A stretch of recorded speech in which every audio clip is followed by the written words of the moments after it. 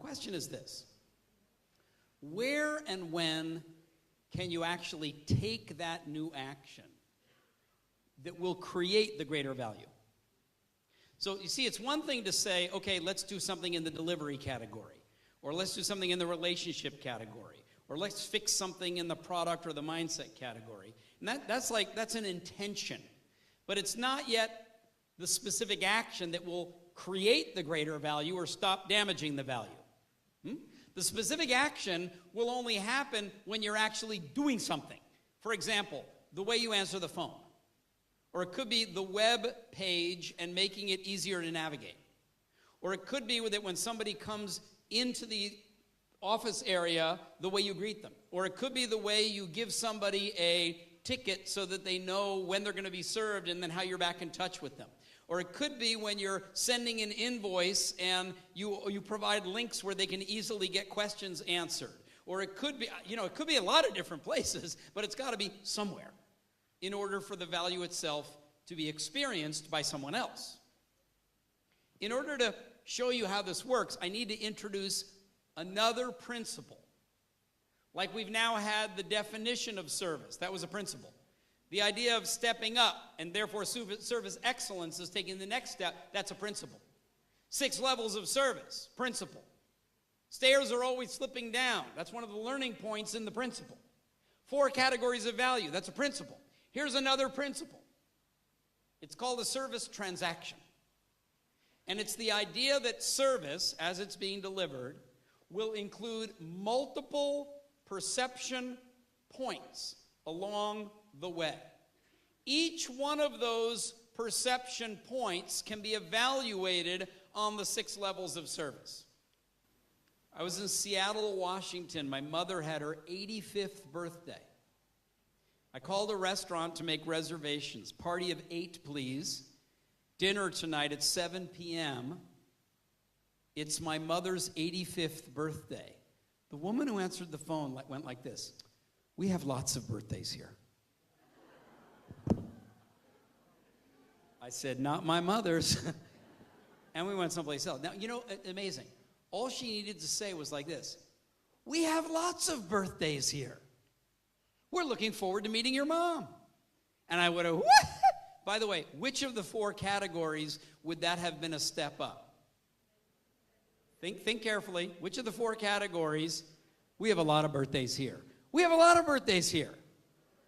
Service mindset. So simple to create or destroy value. No change in cost. No change in time. So in this case, why did you not go to the restaurant? Because of one point, the phone call, that produced an experience for you that was below what you... So instead of creating value, she destroyed value. The shame about that is that the chef, the cook, the waiter, the busboy, the hostess, the manager, the owner, everybody else that needs customers to come to a restaurant to make a living, they don't even know it happened. They don't even know that one person on one call created enough destruction of value that the entire transaction was terminated. Why are they doing it? This is what drives Changi Airport.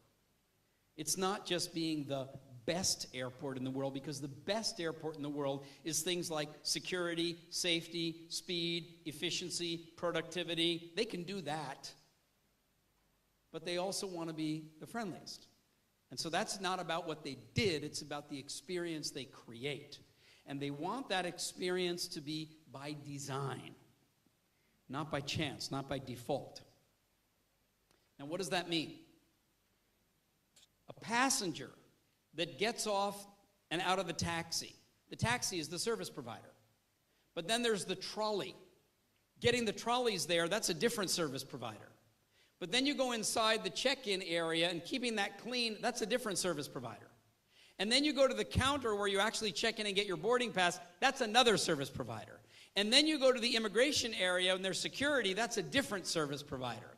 And then you go inside the transit area and you get something to eat, that's another service provider. And then you go to the gate and you've got somebody checking you in from the airline, that's a different service provider. And then you finally get on board and now you meet another service provider. Your experience going from company to company to company to company could be by chance, unless somebody is looking at this from a higher perspective and says, we're going to look at that overall experience called Changi Airport and make your travel through it as a passenger be something that happens by design. Now think about your company. You have marketing. Then you have sales. Then you have delivery. Then you might have training or installation. Then you have billing. Then you have follow-up customer care.